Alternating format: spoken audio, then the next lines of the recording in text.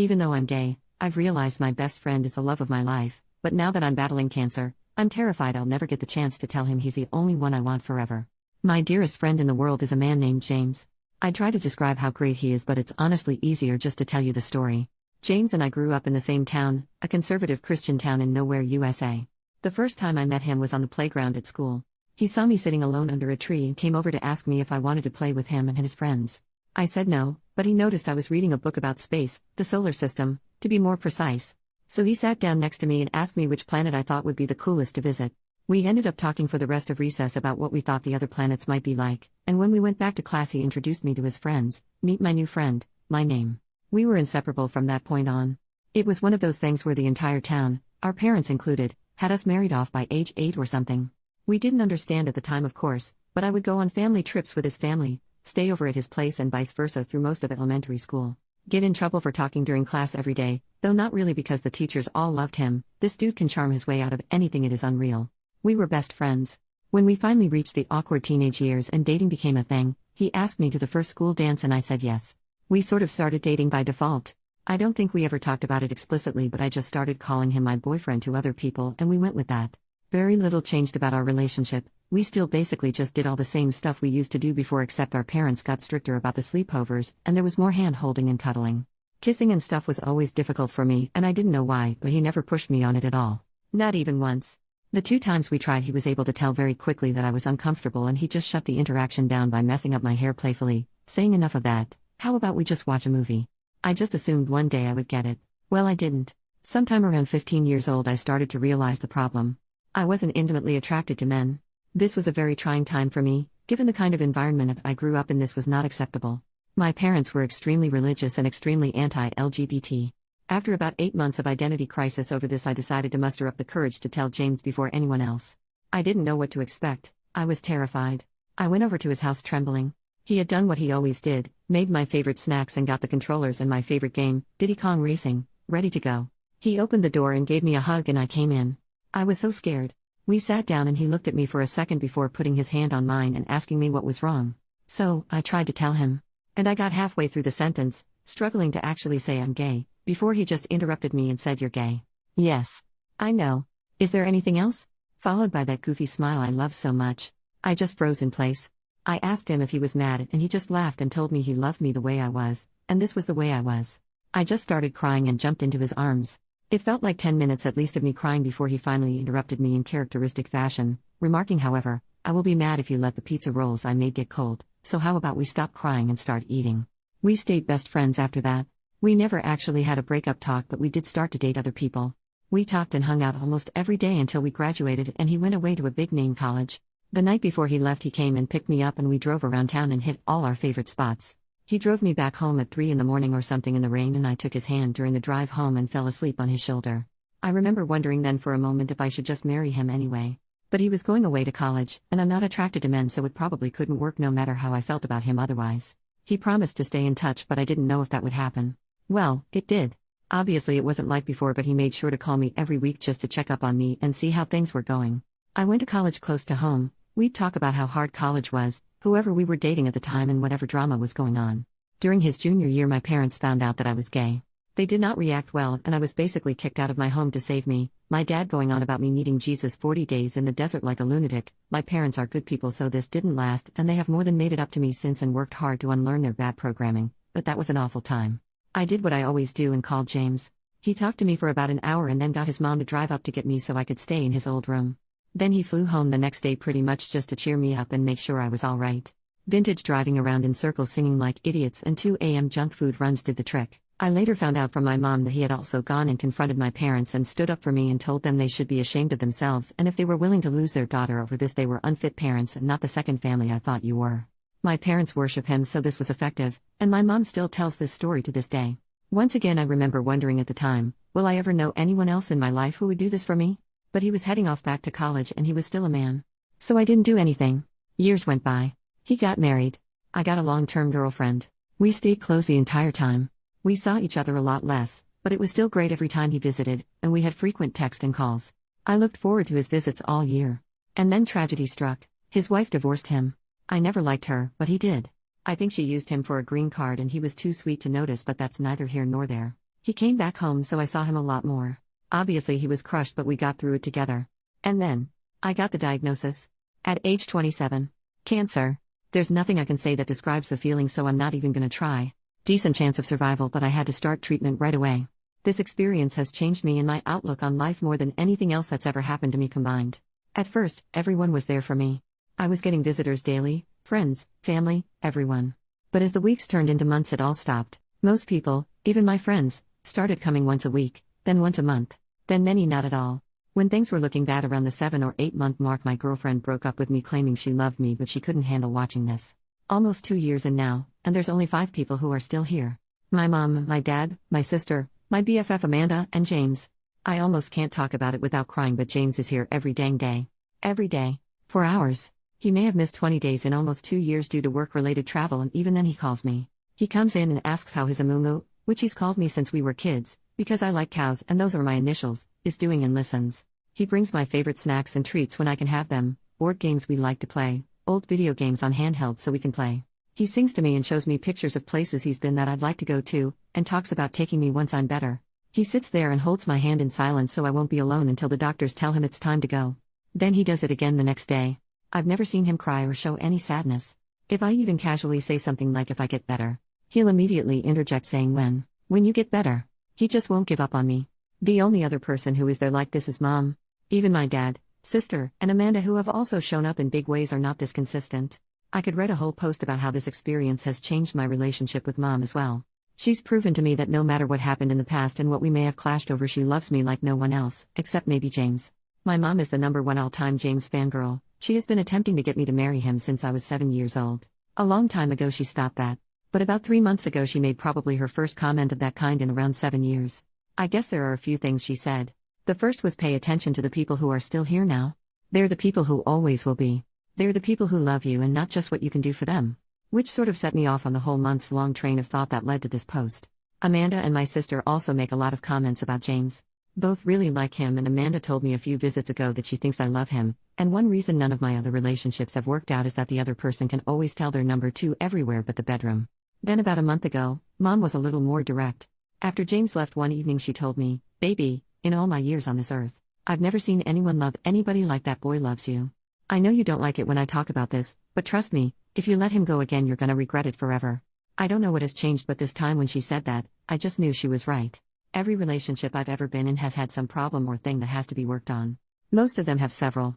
The only thing missing here is that I don't feel a strong urge to rip his clothes off like I have with some, but honestly, not all or even most, of the women I've been with. But even there it's different. In general I find the idea of being with a man disgusting, but I don't find it disgusting with him. I like being touched by him and being close to him. He's so gentle. Lately I even find myself fixating on his lips and daydreaming about kissing him. I'm not that intimate of a person, and I think overall, of the people I've known in my life, I would be happier with him than with anyone else, and it isn't close. Now the big problem is the cancer. Honestly, I'm not really on the fence about this anymore. If I survive, I want to be with him. I am getting better and the doctors are hopeful. But I am not sure if I should tell him now or not. I want to tell him so bad. I want him to know how much I love him. Lovers have come and gone for both of us, but every time I close my eyes and think about times I felt truly loved, understood and accepted, it's always his smiling face I see. When I think about times I felt warm and safe, it's his arms I feel wrapping around me like a warm blanket just my size, his voice I hear saying, "Don't worry Amumu, it'll be alright." Or cracking some silly joke. I want him to know that I want him with me, by my side forever. There's nowhere I'd rather be than wherever he is, doing absolutely anything. Cuddling up on the couch making jokes about stupid movies, playing our favorite video games, talking about life till 2 a.m., driving around in circles while he sings boy band songs like a goofball. I don't care as long as he's there too. I want him to know that if I survive this, we will be together. That's what I want. That's all I want. He's all I want. But I'm scared to tell him, because I don't know what's going to happen. If I don't make it, would it have been kinder to just keep this to myself? If you were him and in this position, would you want me to tell you how I feel? Update. So tonight I told James. I told him everything. Gosh. I just wish I could relive this night over and over again. I've never been so happy. He came into my room this evening like he always does. Greeted me. "Hello, how's my Amumu doing today?" I told him I was doing well. He told me I looked beautiful. Which is not true, but it still felt so sincere. Then he started unpacking the stuff he brought me today. I asked him to stop and just come sit with me because I wanted to talk to him. He nodded and came and sat down next to me. "What's up?" he asked. It took me a bit to gather myself. I kept getting distracted by his eyes. How he looks at me sometimes, I don't know how to describe it. I told him I love you. And he just kind of laughed and touched my hand before casually responding, oh, I know that, I love you too. In retrospect, this wasn't the best way to start, I guess, since we've said that enough, with a different understanding that he didn't get what was happening. He started to get up again to unpack the snacks, and I grabbed his arm and asked him to let me finish. He looked confused, but he nodded and sat back down. And then I did it. I told him everything. I told him about all the times in the past I'd thought about just marrying him despite my sexuality. I told him my favorite memories of him and how they make me feel. I told him he'd always been my best friend and the person I trusted the most. I told him I made a mistake and I should have chosen him. I then basically devolved into reciting the last paragraph of my first post to him. He's the face I see when I think about feeling loved, the embrace I feel when I think about being safe. It doesn't matter what we do, if we're together I'm happy, and he's the only thing I want for the rest of my life. He basically froze. He said nothing, just looked at me as I spilled everything. I am not sure he even blinked. When I finished and looked up at him, he was sitting there like a statue with his mouth slightly open, still enough it was like he forgot to breathe. James always knows what to say, so this was a little unnerving to me. I started to ask him if everything was all right, but before I could finish, his expression broke. He exhaled into a weak but incredibly tender, quivering smile, and he just reached out and pulled me into a hug. I buried my head in his chest and his arms just wrapped around me. I just melted into him. He was so gentle. It felt so easy. It felt so right. Then he started crying, and then I started crying. He's been coming here through 2 years of cancer treatment and never seen him cry till now. He held me for a while, but however long it wasn't long enough. He still hadn't actually said a single word since I finished talking, but I guess he didn't really need to.